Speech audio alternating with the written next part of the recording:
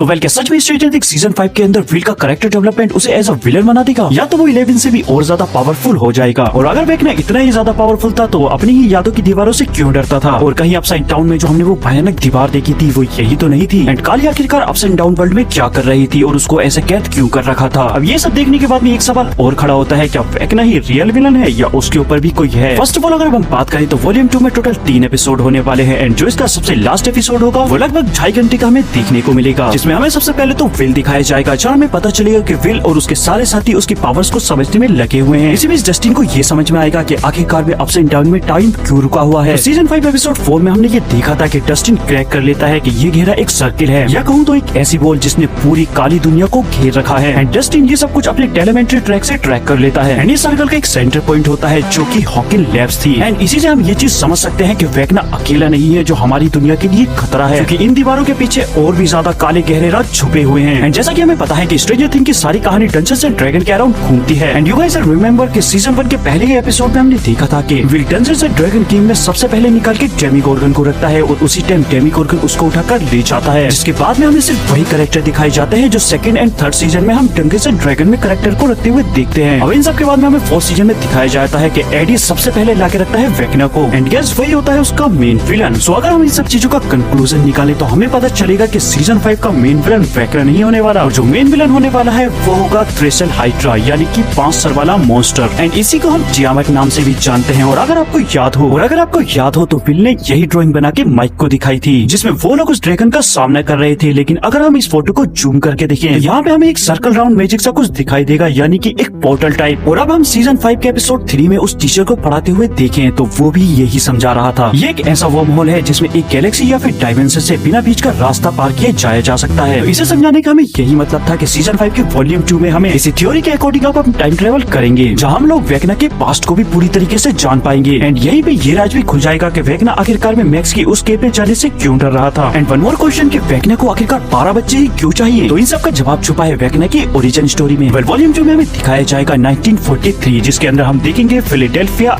Experiment. दरअसल ये US government की तरफ से एक ऐसा एक्सपेरिमेंट था जिसमें वो किसी भी ऑब्जेक्ट या फिर शिप को एक जगह से दूसरी जगह टेलीपोर्ट कर सके, ताकि वो दुश्मन को बिना पता लगे ही मार दे। जिसमें कि वो सक्सेसफुल भी हो जाते हैं, वो अपने पहले ही शिप को टेलीपोर्ट कर देते हैं। मगर यहाँ वो टेलीपोर्ट होकर दुश्मन देश में नहीं बल्कि डायमेंशन एक्स में चला जाता है। एंड हाँ, ये डायमेंशन एक्स वही जगह है जहाँ पे हेनरी केवल पहली बार जाता है, या कहूँ तो 11 उसको भेज देती है, जहाँ काफी ज्यादा डेमिगॉर्गन टहल रहे थे और वो बहुत ज्यादा येलोइश सा दिखता था। अब यहाँ पे आपके माइंड में क्वेश्चन आ रहा होगा कि हाँ ये सब कुछ तो ठीक है, लेकिन यहाँ पर अपसाइड डाउन कहाँ गया। तो मेरी जान यहाँ पे अपसाइड डाउन नाम की कोई भी चीज एक्सिस्ट ही नहीं करती थी। ये तो वो हेनरी या कहूँ तो वेकना था जिसने ये सब कुछ क्रिएट किया। वेकना ने हूबहू हॉकिंग्स की वहाँ पर परछाई बना दी, जिसे हम अपसाइड डाउन कहने लगे, बट उसने ये सब कुछ अपने आप को बचाने के लिए किया था। तो वो दीवार जो हमने वॉल्यूम 1 में देखी थी वो कोई और नहीं बल्कि वही थी जिसे वेकना अपने आप को बचा रहा था। अब वो कौन है जिसके बारे में हम आगे बात करेंगे। तो वो सिर्फ जिसे यूएस गवर्नमेंट ने डायमेंशन एक्स में टेलीपोर्ट कर दिया था, उनके सामने अब काफी सारे डेमोगॉर्गन से जिनसे वो फाइट कर रहे थे, बट इसके बावजूद भी वहाँ पे कोई भी जिंदा नहीं बचता सिवाय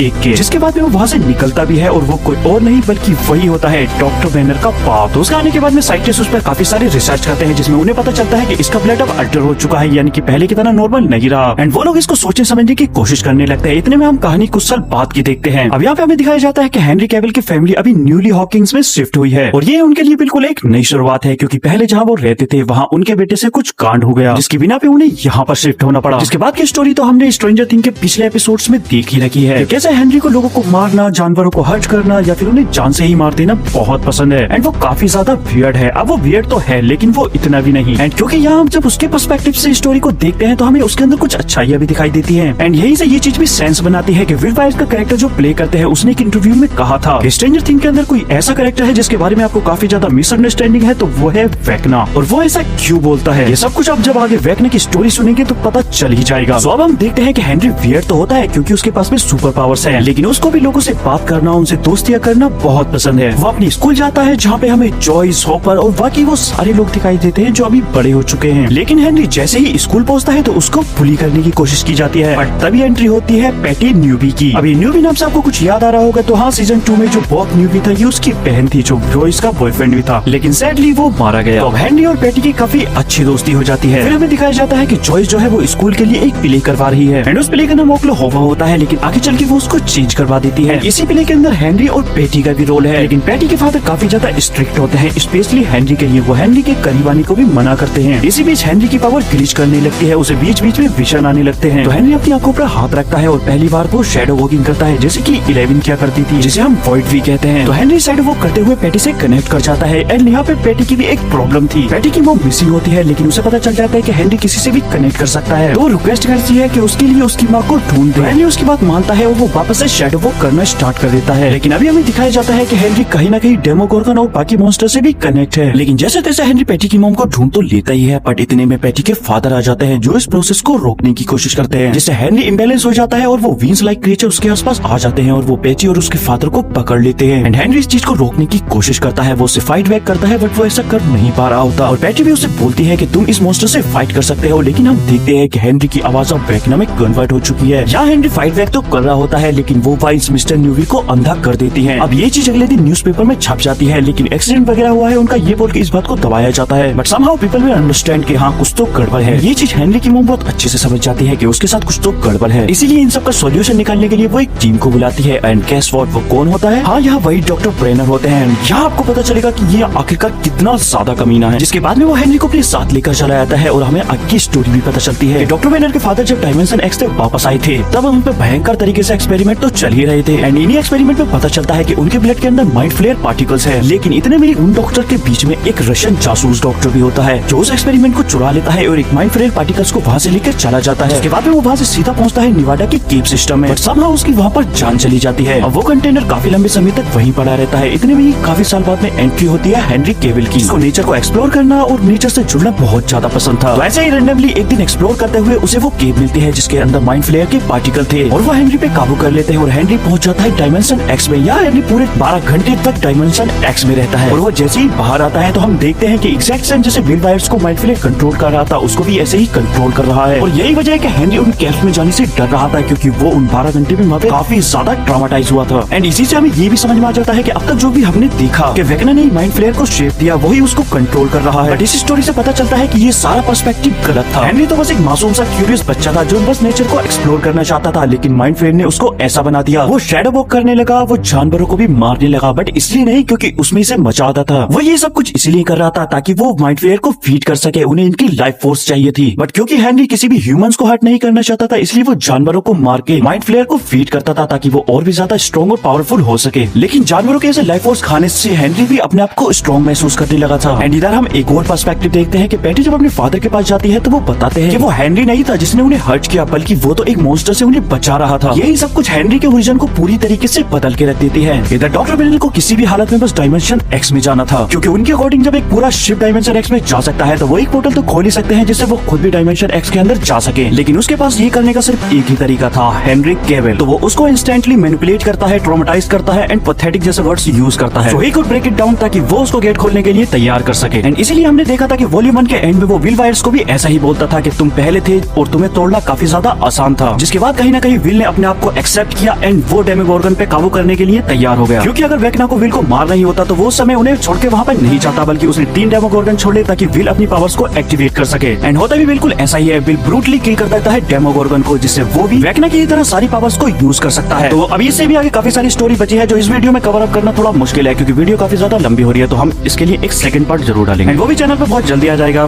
thanks for watching my video.